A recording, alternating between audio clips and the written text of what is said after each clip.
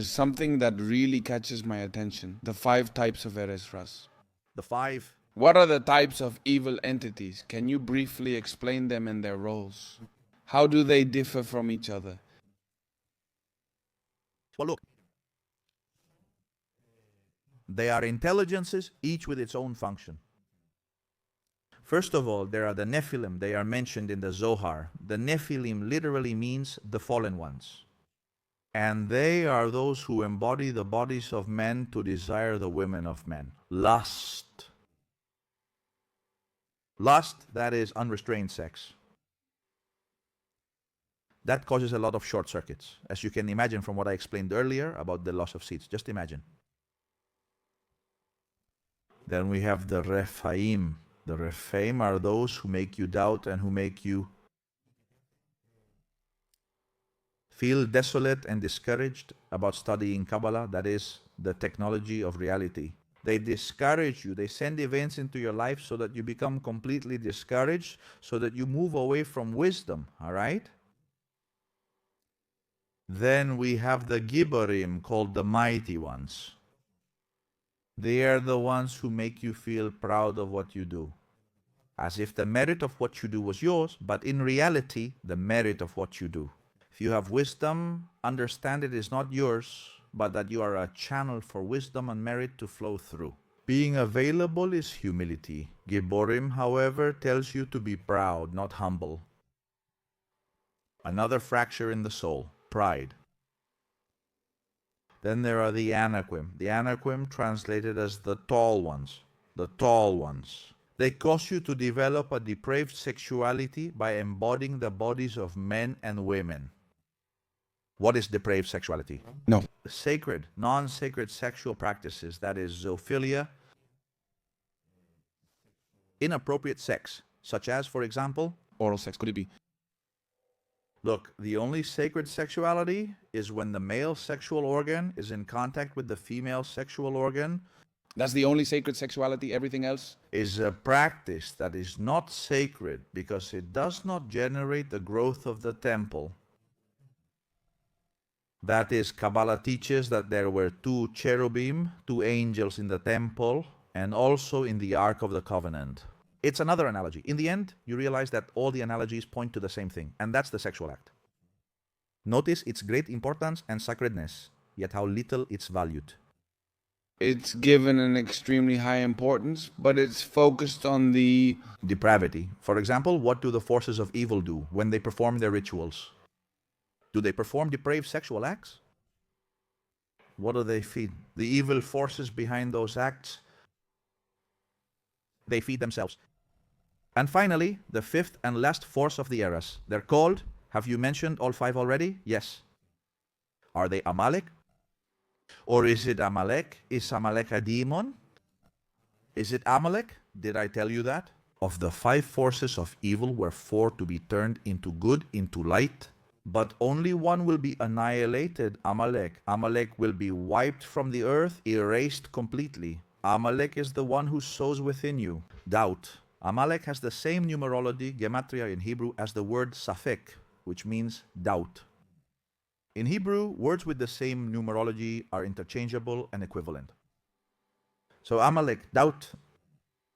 It makes you doubt of your projects, of your potential, of the good things you have to offer the world. It makes you doubt whether the decision you're about to make is good or not. It makes you doubt. It makes you speak ill, it makes you gossip, and it makes you cast the evil eye. So that's Amalek. So Amalek will be annihilated. The rest of the forces of evil will be transformed. Those forces of evil, as you said, are within you. Agent Smith is inside you. totally everything you've written. Evil entities I must fight daily. Yota daily, you, Me. It's not that they're people. from outside. I mean, we suffer attacks every day. Mental ones.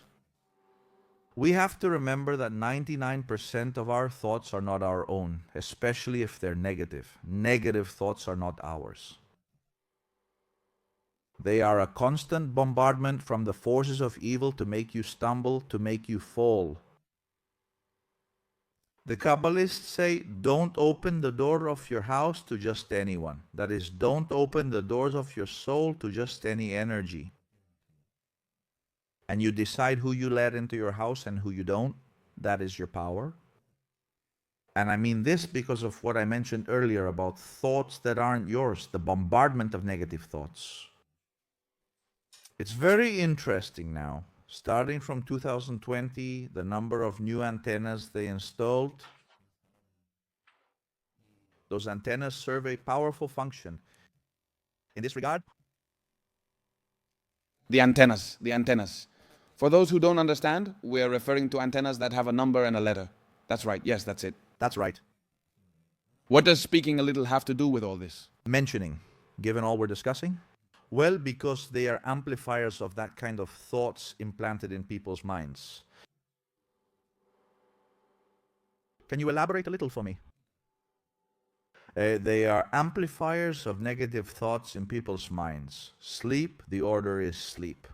Have you seen the movie They Live? No, They Live, Daily Bois? You have to watch this one. It's also a classic. This one is on YouTube. It's free. By John Carpenter. It's the movie. I haven't seen it. You have to watch this one. This is a must-see, mandatory study material. All right, so It's also very related to what is shown to us in the negative priming of that movie. That is, their waves, the antennas emit waves, and the waves affect your brain waves and the kind of thoughts you have. so these new antennas with letters and numbers, okay? Are they put there on purpose for that? The number that comes after the 4 and the letter, that comes after the F.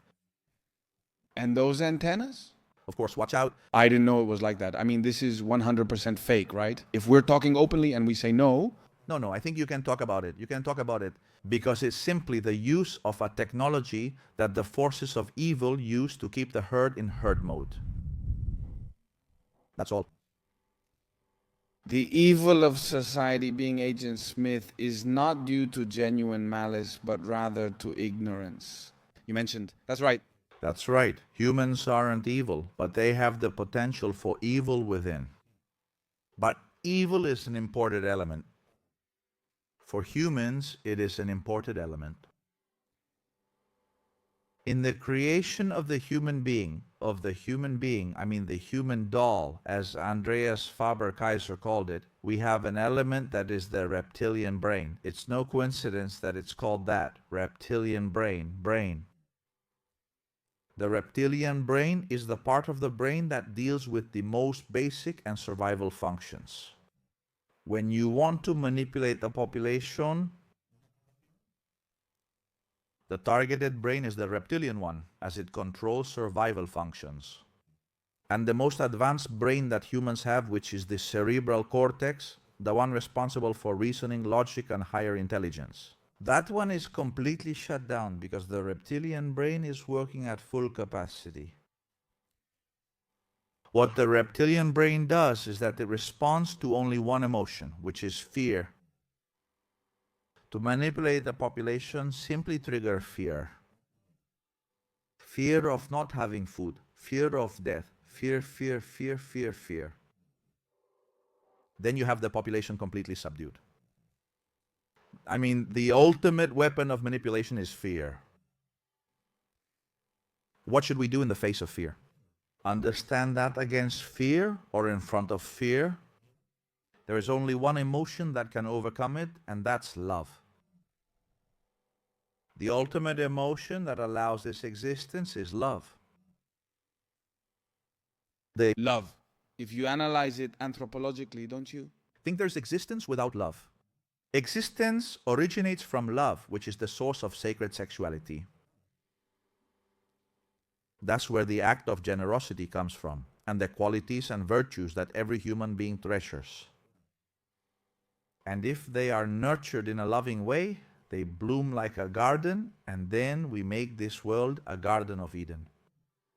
Of abundance of all kinds, material abundance of love, abundance of friendship, abundance of wisdom, abundance of everything.